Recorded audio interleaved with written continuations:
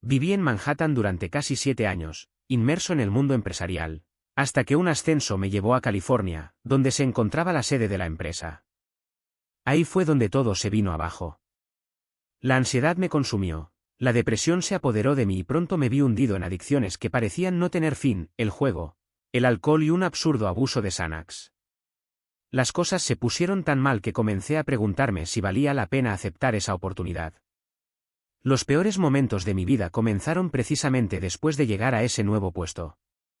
Incluso culpé a Dios por todo el dolor que sentía. El juego se convirtió en una obsesión. Frecuentaba los casinos Seminole con una frecuencia aterradora hasta que las cosas se salieron de control.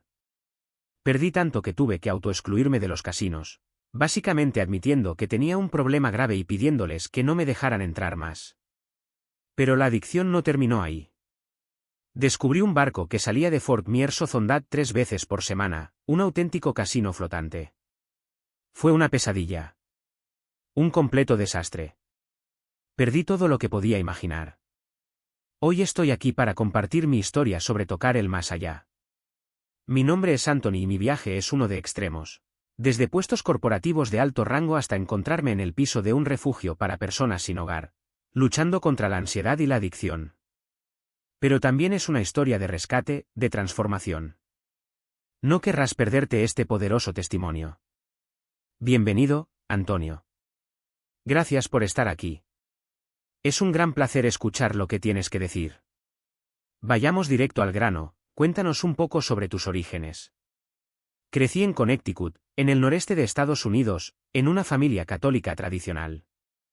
Fui a la iglesia, serví de monaguillo, estudié en un colegio católico, pero, como la mayoría de los jóvenes, terminé rebelándome. Me alejé de Dios durante la mayor parte de mi vida. Solo me acordaba de Él cuando necesitaba algo o cuando las cosas se ponían realmente difíciles. Eso cambió en 2005. Yo estaba en una situación desesperada y, a veces, la desesperación es lo que nos despierta. Fue entonces cuando, con el corazón abierto, clamé a Él. Y Él respondió. De hecho, Él siempre estuvo ahí, pero fue en ese momento que su presencia realmente transformó mi vida. ¿Y después de eso, cómo evolucionaron las cosas? ¿Fue ahí donde entraste al mundo empresarial? Pasé mucho tiempo en el mercado corporativo. En Nueva York trabajé en seguridad e investigaciones. Desde el punto de vista material, las cosas iban bien. Pero no había fe ni conexión con Dios. Me consideraba un cristiano de Navidad y Pascua, solo iba a la iglesia esos días y luego por culpa. Mucha gente vive así, asistiendo a los templos solo en fechas festivas. No quería estar allí, pero sentí que necesitaba ir. Esa fue mi relación con la fe durante mucho tiempo. En Manhattan pasé casi 7 años a este ritmo. Hasta que me ascendieron a California, donde se encontraba la sede de la empresa. Estuve 2 años en el norte del estado, administrando el área de prevención de pérdidas de una cadena minorista llamada BB Stores. Era joven, tenía grandes responsabilidades y económicamente todo iba muy bien. Pero por dentro todo empezó a desmoronarse. A finales de 2004, la empresa se sometió a una reestructuración. Llegó un nuevo director financiero, seguido de un nuevo director ejecutivo. De repente, la autonomía y el poder que mi jefe y yo teníamos en el departamento de seguridad simplemente desaparecieron. Fue un golpe. Estábamos acostumbrados a tomar decisiones, a tener voz activa y de un momento a otro todo cambió. Mi jefe sufrió aún más que yo por esta pérdida de influencia. La empresa se convirtió en un campo de batalla política, con formación de grupos y disputas internas. Quedé atrapado en el fuego cruzado y las cosas solo empeoraron. En enero de 2005, dejé la empresa y abrí una consultoría de investigaciones y seguridad en el sur de Florida. Pero mi corazón no estaba allí. Extrañaba el ambiente corporativo, la interacción con la gente. Mientras tanto, mis sobrinos y una de mis hermanas se habían convertido y me invitaron a la iglesia Calvary Chapel. Fui a un servicio a las 12:30, un poco desconfiado. ¿Dónde estaban los rituales que conocía? ¿Dónde estaban las colecciones repetidas? ¿Dónde estaban los monaguillos? Todo era diferente, pero algo ahí me conmovió. Sentí una presencia que no podía nombrar, pero que me envolvía. Presté atención a cada palabra que decía el pastor y muchas de ellas se quedaron conmigo. Al final del servicio, hubo un llamado para todo aquel que quisiera entregar su vida a Cristo. La cuarta vez que el pastor repitió la invitación no pude más. Me levanté y caminé por el pasillo. Luego me llevaron a una habitación para nuevos conversos. En ese momento llevaba mucha ira y resentimiento, pero no entendía realmente lo que estaba pasando. Salí de allí y fui a un espectáculo aéreo, algo que formaba parte de mi rutina desde hacía años. Pero después de aceptar a Cristo, todo cambió. Incluso sin saberlo, sentí la convicción del Espíritu Santo. No fue una condena, fue una voz interna que me decía que ya no quería vivir así. Salí temprano del evento y regresé a casa. Comencé a leer la Biblia, específicamente el libro de Romanos. Esa misma noche, a las 10:14, mientras hablaba con un amigo en California, una conversación que no tenía nada que ver con la fe, sucedió algo extraordinario. Una paz inexplicable, una alegría profunda y un amor abrumador se apoderaron de mí. Fue un verdadero encuentro con Dios. Al día siguiente decidí seguirlo. Como si me hubieran arrojado una manta cálida en medio de un invierno helado. Intenté explicarle lo que estaba pasando, describiendo ese sentimiento en tiempo real, mientras la paz me envolvía como un abrazo que ni siquiera sabía que necesitaba. Semanas después, ella se presentó en la misma iglesia y entregó su vida a Cristo. Nadie pudo convencerme de que este no era el poder transformador de Dios obrando en mi vida. No fue solo el resultado de aceptar a Jesús, era algo vivo, palpitante, que me consumía desde dentro. Me convertí en uno de esos evangelistas incansables pero torpes que asustaban a la gente más que la atraían. Realmente no sabía lo que estaba haciendo, pero lo único que importaba era que todos experimentaran lo que yo había experimentado. Mi pastor, Rick, un hombre sabio, me llevó aparte un día y me dijo: eres como una manguera contra incendios fuera de control, que derriba a todos los que encuentras en tu camino. Necesitas dosificarla un poco o vas a asustar a la gente. Y era verdad. Me asusté incluso a mí mismo. Pero, ¿cómo puedo explicar algo que yo mismo apenas entendí? Hasta 2 días antes, nunca había leído la Biblia. Esa transformación fue demasiado radical, demasiado intensa. Estaba ardiendo por Dios, devorando cursos, conferencias, cualquier cosa que me acercara a Él.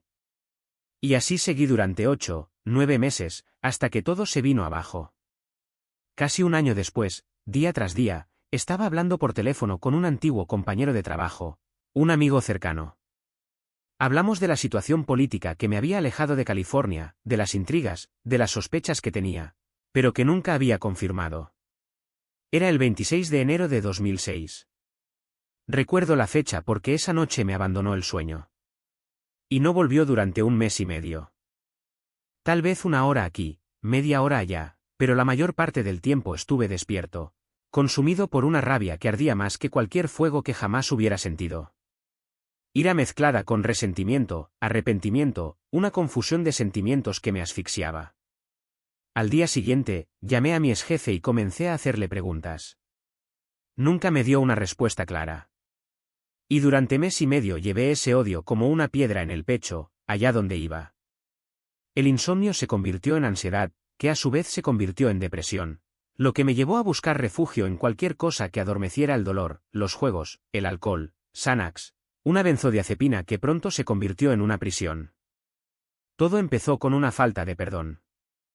Un veneno lento que me alejó de Dios.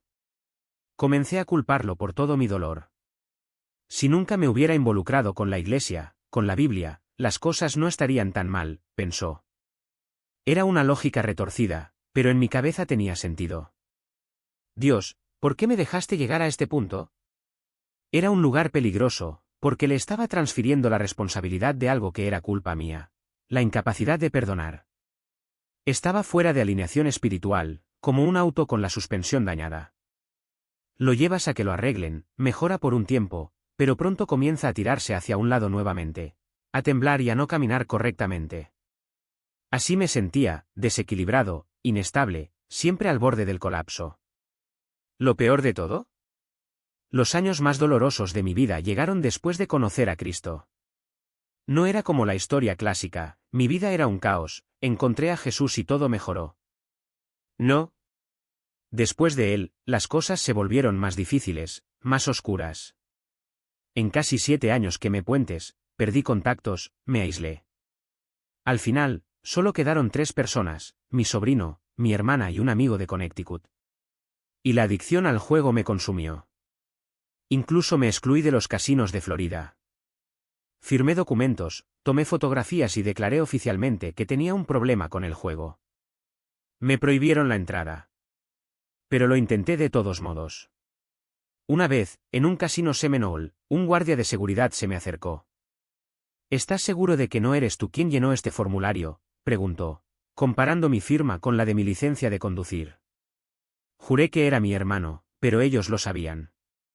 No me arrestaron por invasión de propiedad privada y eso, en cierto modo, fue una bendición. Pero fue inútil. Descubrí un barco casino que partía de Fort Myers y comencé a ir allí 3 noches a la semana. Fue una pesadilla. Perdí todo lo que podía perder. Tenía dinero, acciones, ahorros y lo tiré todo. Una noche volví a casa después de otra sesión en el barco. Mi hermana, que me acogió en Naples, Florida, descubrió que seguía jugando y bebiendo, a pesar de haber prometido dejar de hacerlo. Ella me echó de la casa. Y no podía culparla. Y no tenía a dónde ir.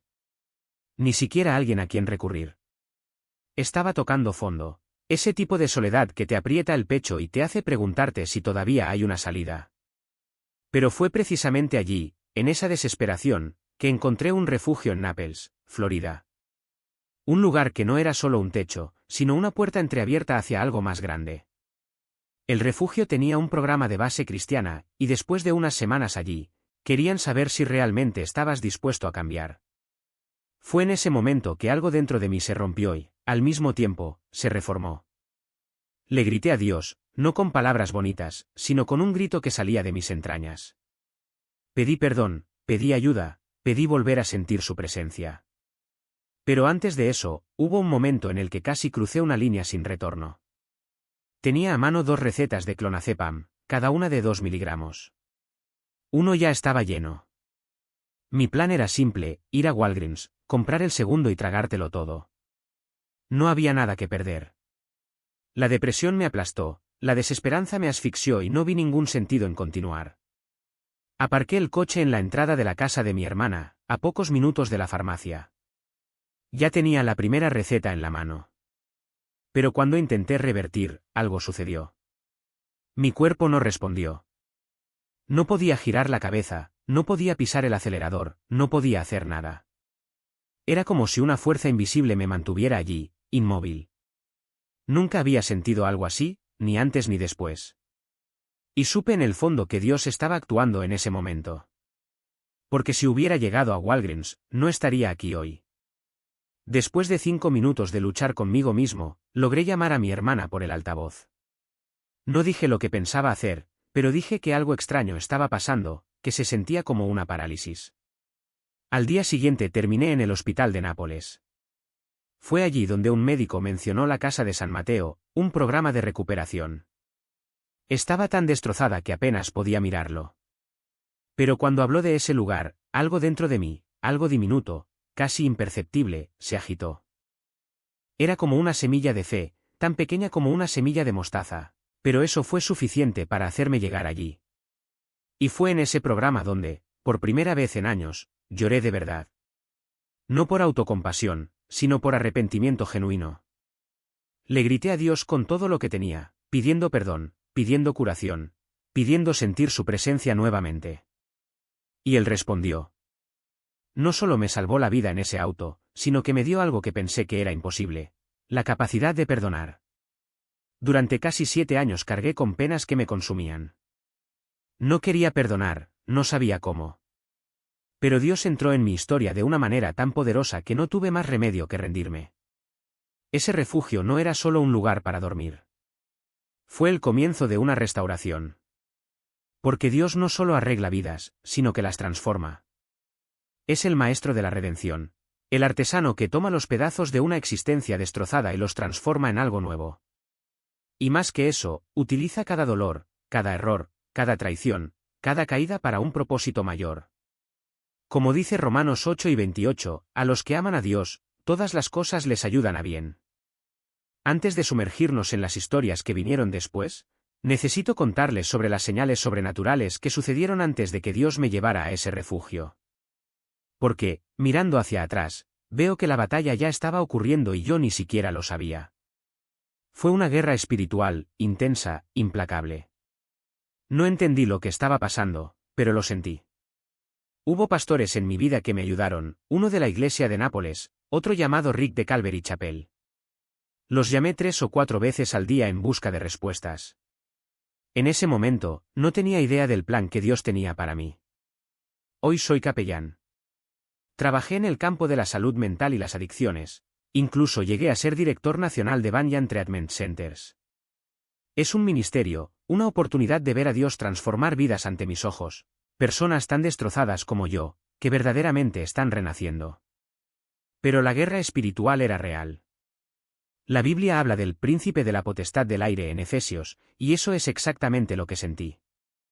Ataques que llegaban a través de señales, números, cosas que no tenían sentido. Mi teléfono, por ejemplo. ¿Cuántas veces ha aparecido en pantalla el número 666 sin que yo lo marque? Era como si algo me estuviera persiguiendo. Y poco después sucedió algo sobrenatural, una intervención divina, una palabra de esperanza, una señal de que Dios estaba allí. Fue una batalla constante, un tira y afloja entre la oscuridad y la luz.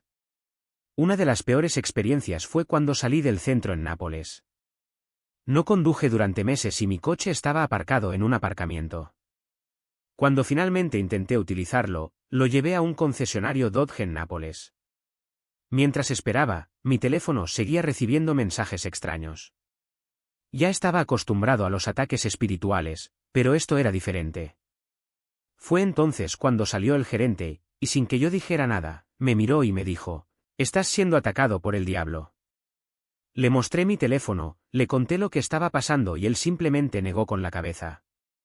«Mire su factura», dijo.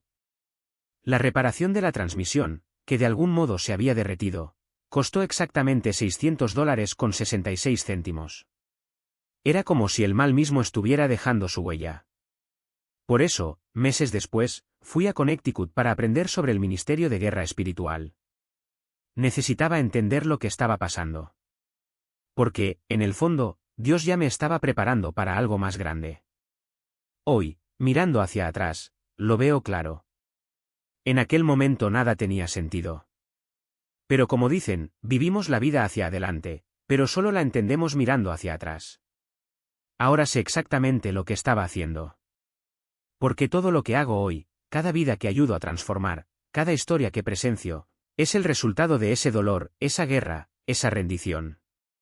Y si hay algo que he aprendido es que cuanto mayor es el llamado, mayor es la batalla. Pero Dios siempre gana. Y es precisamente en este punto donde la gracia de Dios se revela con más fuerza. Porque cuando piensas que no hay salida, cuando la oscuridad parece tragarlo todo, Él usa exactamente lo que el enemigo planeó destruir para construir algo más grande. Cada lágrima, cada noche de insomnio, cada momento de desesperación, todo se convierte en combustible para el propósito que Él ya había esbozado. ¿Y lo más increíble? El diablo no puede crear nada nuevo. Solo sabe distorsionar, repetir los mismos ataques, explotar las mismas heridas. ¿Pero Dios? Hace arte del caos. Basta con mirar mi historia. ¿Quién hubiera pensado que ese hombre perdido, hundido en adicciones, ira e incredulidad, algún día estaría al frente de un ministerio que ya ha impactado a miles? ¿Que las mismas manos que temblaban al sostener una botella hoy sostienen Biblias, oraciones e historias de redención? ¿Que la voz que una vez maldijo a Dios ahora lo proclama con autoridad? No fue una coincidencia. Fue una estrategia divina. El enemigo sabía que si caía, no sería solo una caída, sino que sería una desviación de un llamado que ya estaba escrito. Por eso la batalla fue tan feroz. Por eso cada paso parecía una lucha contra fuerzas invisibles. Porque él no solo quería derribarme. Quería impedirme llegar a donde Dios ya me había preparado para estar. ¿Y sabes qué más? Él hace lo mismo contigo. Tal vez estés en medio de una tormenta en este momento y te preguntes por qué todo parece tan difícil. Tal vez sientas que estás perdiendo la guerra, que las promesas de Dios no tienen sentido en medio de tu dolor. Pero os digo, cuanto más intensa es la batalla, más glorioso es el testimonio. El diablo no invierte tanto en aquellos que no representan una amenaza para su reino. Si ataca con todo es porque sabe que Dios tiene algo grande para ti, algo que hará temblar las estructuras del infierno. Hoy veo esto todos los días en los rostros de quienes llegan a nuestros centros. Hombres y mujeres destrozados, algunos tan perdidos que ya no creen en sí mismos, y mucho menos en Dios. Pero ahí es precisamente donde ocurre la magia. Porque cuando se ha tocado fondo, la única dirección posible es hacia arriba. Y es en este momento que la palabra de Dios cobra vida, que la oración deja de ser un ritual y se convierte en respiración, que la iglesia deja de ser un edificio y se convierte en una familia. No se trata de tener todas las respuestas. Se trata de tener un corazón dispuesto a ser utilizado, aunque todavía esté herido. Recuerdo a un joven que vino a nuestro programa hace unos meses. Venía de años de satanismo, rituales, drogas pesadas, una vida que parecía una película de terror. El primer día me miró a los ojos y me dijo, no creo en Dios. De hecho, lo odio. Pero si existe, déjame probarlo ahora. ¿Sabes lo que hice? No discutí. No intenté convencerlo con argumentos. Simplemente oré en silencio y dije, Dios, si este niño es tuyo, muéstralo. 2 semanas después, estaba arrodillado en el suelo, llorando y pidiendo perdón. Hoy en día dirige un grupo de estudio bíblico para otras personas que abandonan las sectas. Esto no es obra mía. Es la obra de un Dios que usa incluso nuestra incredulidad para revelar su gloria. Y por eso sé que lo que viví no fue en vano.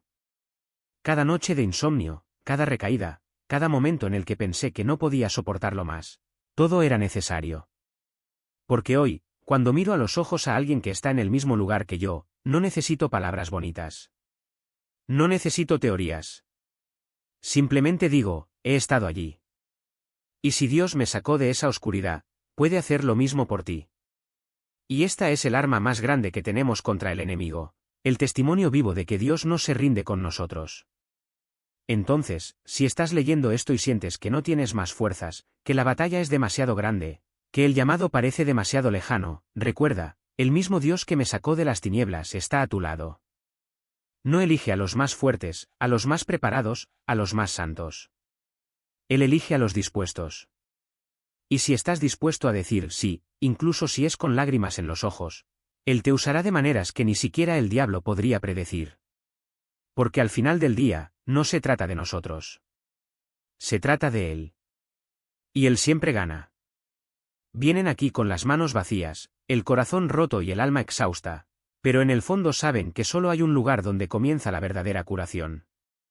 No hay necesidad de convencerlos de que Dios existe. Ya sienten el peso de su presencia, incluso cuando intentan escapar de ella. Lo que falta no es la fe, sino el coraje, el paso que los lleva de las sombras a la luz. Y cuando el dolor aprieta, cuando la desesperación aprieta como un puño en el pecho, es precisamente allí donde Dios se revela con más fuerza. Porque Él no espera a que estemos listos. Él espera que estemos quebrantados. Basta mirar lo que sucede cuando un hombre que dedicó su vida a negar a Dios, que usó su inteligencia como arma contra la fe, de repente se encuentra frente a algo que no puede explicar. Este hombre que yo conocía, que debatía en las universidades, que llevaba el símbolo del ateísmo como escudo, vino aquí lleno de odio. Cada una de sus palabras era un muro, cada gesto, una defensa. Pero Dios no se rinde. Incluso usa nuestras escapadas para traernos de regreso. Cada vez que este hombre intentaba irse, algo sucedía. Un encuentro inesperado. Una puerta que se cerró. Una señal tan clara que no podía ignorarla. Y entonces un día vino a mi oficina y dijo, no creo nada de esto. Pero Dios ya estaba obrando. No fue un argumento que lo convenciera. Fue la presencia. Fue la forma en que Dios se reveló en los detalles, en los accidentes que no fueron accidentes, en las puertas que se abrieron cuando más las necesitaba, en las palabras que llegaron en el momento exacto. Y cuando finalmente se rindió, no fue por lógica. Fue por amor. Se bautizó, tomó ese símbolo que alguna vez representó su rebelión y lo convirtió en un testimonio. Lo cruzó con la marca de Cristo y dijo, ahora es suyo. Esto no es trabajo humano. Este es Dios tomando lo que el enemigo quería destruir y convirtiéndolo en un trofeo. Y historias como estas se repiten. Cada día. Hombres y mujeres que llegaron aquí arrastrando cadenas de adicciones, cultos, elecciones que los alejaron de la luz y que, de repente, se encuentran ante un amor que no tiene sentido. Un amor que no exige perfección, sino que entrega. Que no pide explicaciones, sino que ofrece perdón. Que no ignora las cicatrices, sino que las utiliza para escribir una nueva historia. Incluso grabamos estos momentos. Tenemos un cuaderno desde mayo de 2022, lleno de informes que llamamos incidentes de Dios. Porque no son coincidencias. Estas son reuniones. Son la prueba de que, cuando alguien se acerca, aunque sea con un hilo de esperanza, Dios se acerca aún más. No fuerza la puerta. Él llama y espera. Pero cuando la abrimos, aunque sea una grieta, Él entra y comienza a restaurarlo todo. Porque el milagro no está en quiénes somos nosotros, sino en quién es Él. Y Él es fiel. Incluso cuando no lo vemos. Incluso cuando dudamos. Incluso cuando pensamos que es demasiado tarde. Él está ahí, dispuesto a transformar nuestro no en un sí, nuestras cenizas en belleza, nuestro pasado en propósito. Entonces, si estás leyendo esto y sientes que lo has intentado todo, que no hay salida, que la oscuridad es demasiado grande, escucha, Dios no se ha rendido contigo. Él nunca se rindió. Y si das un paso hacia Él, aunque sea tambaleante, Él correrá a tu encuentro. Porque así es como Él actúa. No elige a los perfectos. Elija a los que estén dispuestos. Y si estás dispuesto a decir sí, aunque sea con voz temblorosa, Él hará algo en ti que ni siquiera el infierno podrá borrar. No te rindas. Porque Él no se rindió contigo.